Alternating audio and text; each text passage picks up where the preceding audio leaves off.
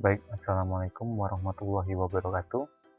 Selamat datang di channel saya. Untuk kali ini kita akan membahas untuk software komputasi. Jadi banyak sekali software komputasi yang free, tapi kali ini kita akan membahas tentang Skylab. Nah, untuk tutorial yang pertama ini kita coba untuk instalasi dulu ya. Jadi bisa langsung saja ke situs Skylab-nya, skylab.org. Di sini untuk bulan Februari 2020 itu sudah rilis untuk Skylab yang 6.1. Untuk sementara saya yang sudah download itu adalah versi yang sebelumnya, jadi 6.02. Kalau kita lihat dari lognya memang tidak terlalu banyak perubahan, ada beberapa perbaikan. Nah, di sini kita bisa lihat untuk ini ada sistem requirement. Jadi sambil kita download, kita nanti bisa sambil lihat sistem minimum yang diperlukan oleh Skylab ini. Yang pertama, di sini dia Skylab bisa berjalan di 3 OS di Windows, itu mulai dari Windows Vista sampai Windows 10, kemudian Linux, kemudian bisa juga di macOS. Cuma ya tentu saja kalau Windows biasanya kita install bisa dengan mudahnya ya. Tapi kalau Linux ataupun macOS biasanya ada tahapan-tahapan tertentu, jadi ada file-file yang diperlukan. Untuk install Skylab di Linux nanti akan kita bahas di tutorial berikutnya. Baik, di sini ada Skylab versi 64 bit dan 32 bit. Tentu saja ini bergantung pada sistem OS yang kita gunakan, 64 bit atau 32 bit. Nah, kalau kita sudah terlanjur mendownload 32 bit tapi ternyata sistem kita 64 bit, yaitu sebenarnya tidak masalah, cuma processing datanya yang kita dapatkan ya 22 bit. Sedangkan kalau kita sudah terlanjur mendownload 64 bit tapi ternyata sistem OS kita hanya 32 bit, ya mau nggak mau kita harus mendownload ulang yang 32 bit. Jadi perbedaannya tentu saja ini di kecepatan processing data, dimana yang 64 bit itu ya jelas lebih cepat. Baik, di sini sambil menunggu proses download, kita lihat di sistem requirements. Nah, di sini yang pertama OS-nya tentu saja tadi menggunakan OS. Ini sistem requirements untuk OS Windows. Tentu saja tadi untuk OS-nya bisa dari Vista sampai Windows 10 dengan sistem 32 dan 64 bit. Kemudian dari segi hardware itu minimum adalah Pentium 4 ya. Pentium 4, kemudian 2 GB RAM rekomendasi, sedangkan minimumnya 1 GB RAM saja sudah bisa. Kemudian untuk harddisknya tidak terlalu butuh banyak, kurang dari 1 GB ya, ini 600 MB.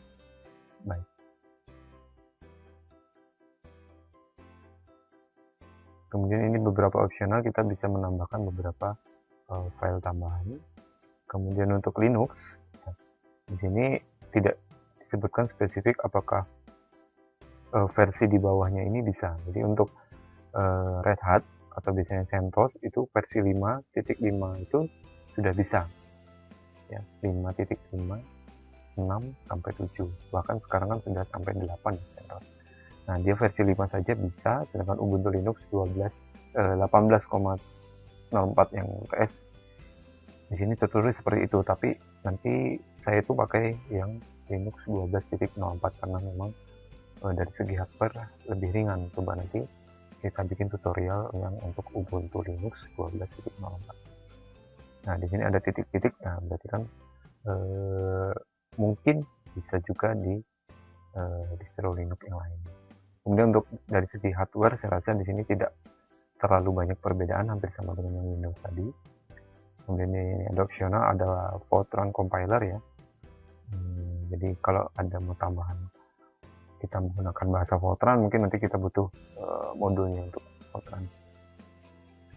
Kemudian untuk macOS, mungkin ini tidak akan bisa saya bahas karena saya tidak menggunakan macOS. Itu mulai dari macOS 10 ya, ini sudah tergolong yang tinggi. Kemudian software yang digunakan menggunakan Java. Kemudian jadi harus diinstal Java dulu, kemudian 64 bit. Ya, biasanya macOS sudah 64 bit semua. RAM-nya butuh 1 GB, 500 MB harddisk. Dan saya rasa untuk dari segi hardware, untuk perkembangan hardware sekarang saya rasa ini cukup ringan ya, tidak terlalu berat. Baik, balik lagi ke sistem 32 bit dan 64 bit untuk mengeceknya. Jika teman-teman belum tahu cara mengeceknya, di sini kita bisa klik kanan di komputer atau klik kanan di My Computer kalau kita buka di Windows Explorer. Nah, kemudian di situ nanti ada properties. Nah, nanti di situ kita bisa melihat sistem dari komputer kita. Jadi di sini saya mempunyai prosesor Intel Celeron. Jadi ini Celeron generasi berikutnya ya. Kemudian ada SSD memori ada 4 GB. Saya di sini menggunakan 64 bit. Oke. Ya, baik. Baik, di sini saya sudah menyiapkan file. Jadi di sini saya mempunyai file installer yang 64 bit dan yang 32 bit. Tentu saja karena saya menggunakan 64 bit, kita mulai saja menginstal Skylab. Di sini saya menggunakan versi 6.02 ya. Baik. Cara menginstalnya cukup mudah, jadi kita tinggal enter atau klik 2 kali file yang kita sudah download. Kemudian di sini nanti ada pilihan bahasa. Nah, tentu saja karena tidak ada pilihan bahasa Indonesia, kita pilih bahasa Inggris yang kurang lebih bisa kita pahami. Kita klik OK. Sini ada halaman selamat datang. Kita klik next.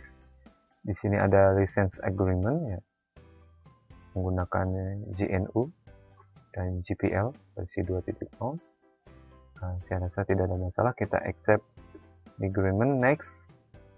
Kemudian untuk destination, saya sudah mengatur di komputer saya untuk semua program itu saya install di D, karena untuk C itu saya khususkan untuk OS. Jadi di sini saya ganti C-nya ke D. Nah, ini mungkin di tempat teman-teman sekalian mungkin juga berbeda, ada yang memang tetap di C, ada yang mungkin di partisi yang lain. Oke. At least 100 mega free of this is required. Jadi walaupun tadi dibutuhkan 600 MB, ternyata minimum yang dibutuhkan untuk installer itu kurang lebih ya 105 MB. Oke, kita next. Di sini ada pilihannya untuk dicentang atau tidak. Saya rasa secara default kita install secara full. Tapi di sini ada pilihan custom installation, ada command line installation. Jadi kalau command line itu ya kita bekerja hanya di CMD atau di konsol biasanya. Tidak ada GUI atau tidak ada interface-nya. Kemudian kalau custom ya kita bisa men-uncheck beberapa pilihan, misalkan Java Runtime, kita memiliki Java Runtime yang lebih tinggi atau yang lebih tinggi, biasanya kita bisa uncheck itu untuk tapi di sini kita full installation saja karena saya rasa itu tidak ada masalah. Nah, setelah itu di sini baru akan muncul current selection requires at least 616 of this space. Jadi kalau kita menginstal full itu minimal memang kita butuh 600 MB. Tapi kalau kita secara command line itu kita minimal membutuhkan 176 space.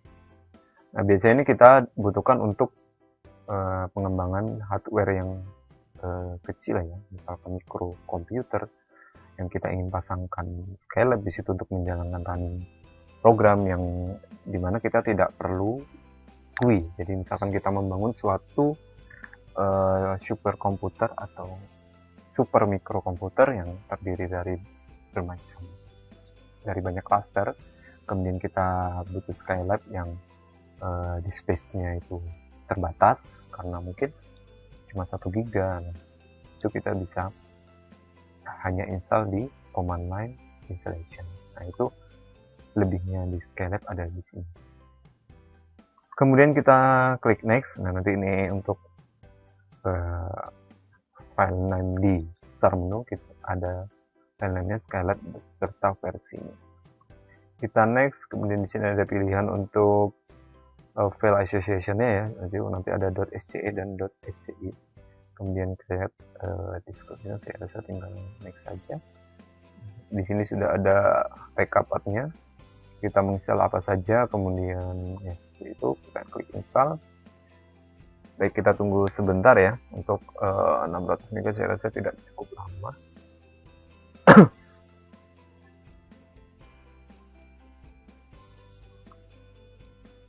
Baik, ini sudah setengah jalan. Nah, jadi kecepatan saat menginstal bergantung juga pada banyaknya file di harddisk kita. Kemudian kita pakai harddisk yang optical atau pakai yang SSD itu sangat mempengaruhi. Kemudian ya, saya rasa bergantung pada spesifikasi dan kondisi komputer kita masing-masing. Jadi ada yang cepat, ada yang lambat, ada yang bahkan sangat lambat sekali.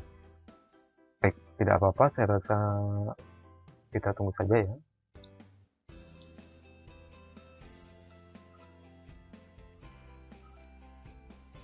Nah, baik, setelah selesai proses akan muncul halaman completing the Skylab.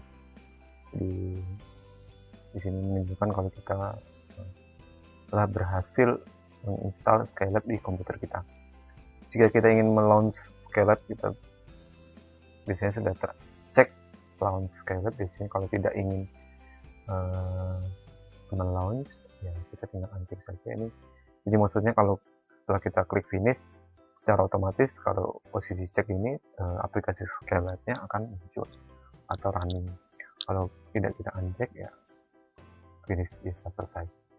Baik, untuk memulai kita bisa mengecek aplikasinya apakah sudah berjalan, sudah terinstall dengan baik.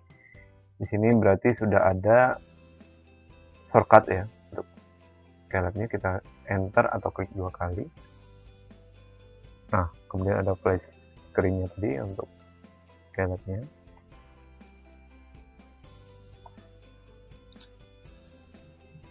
Nah, baik, ini sudah kita masuk dalam halaman antarmuka dari Skylab. Ya, ada menu dan sebagainya, nanti akan kita bahas di video tutorial berikutnya. Baik, berarti cukup sekian untuk pembahasan tentang instalasi Skylab. Jika ada pertanyaan, silakan diisi kolom komentar di bawah, ataupun juga bisa melalui email saya. Baik, kurang lebihnya mohon maaf. Wassalamualaikum warahmatullahi wabarakatuh.